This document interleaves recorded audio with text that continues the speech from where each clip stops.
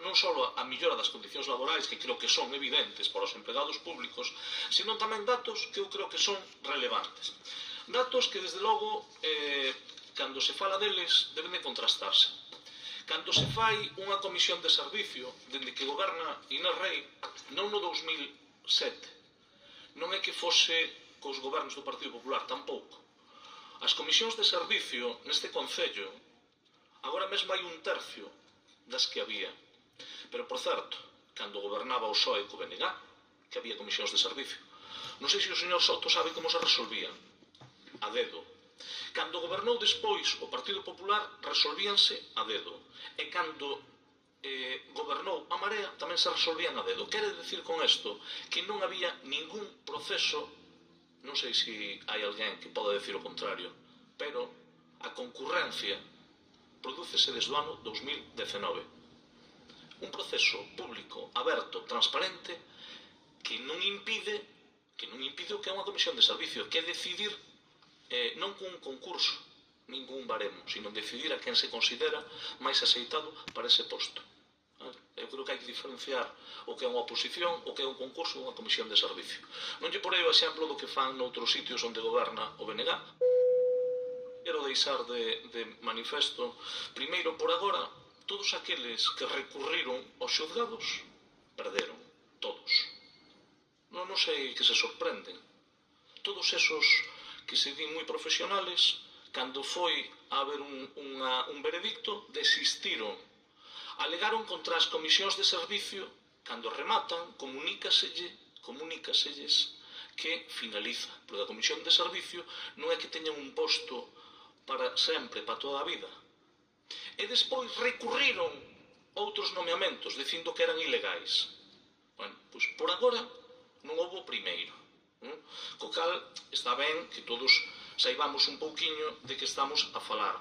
Agora hai concurrencia e publicidade. Teñen 5 días para presentarse calquera funcionario ou funcionaria. Antes do goberno de Inés Rei, eso non sucedía.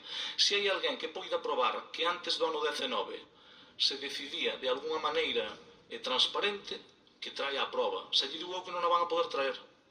Entre outras cousas, os mismos que agora recurren aos tribunales para decir que non están de acordo con que finalice a súa comisión de servicio ou con que cando se resolve unha comisión de servicio se decida a quen se elixe, foron designados digitalmente sin ningún tipo de proceso de concurrencia.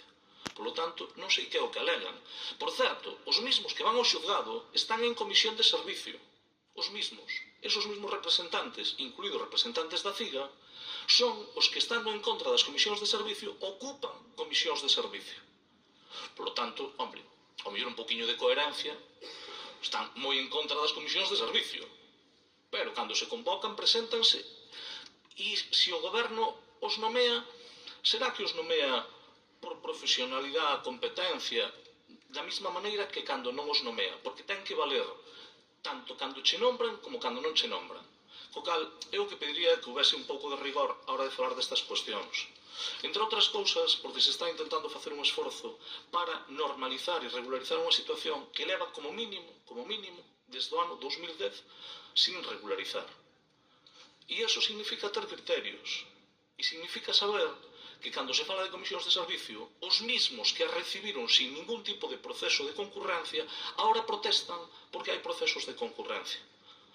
A min gustaríame que o Partido Popular, cando fala de comisións de servicio, nos dixera que ten pensado facer que as 4.714 que están asignadas na Xunta de Galicia e que as 7.099 que prorrogou.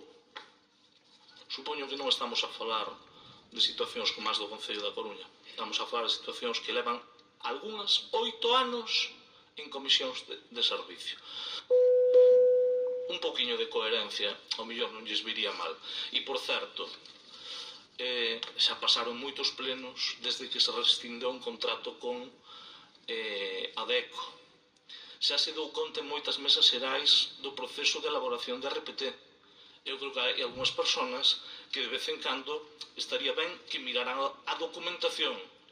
Xa non digo a documentación do pleno, digo que ao mellor 3 anos despois sería bo que souberan que se rescindeu precisamente un contrato porque non estaba dando as prestacións ás que estaban obrigados. E desde esa xa houve mesas xerais, xa houve acordo cos sindicatos e xa se está na elaboración de RPT.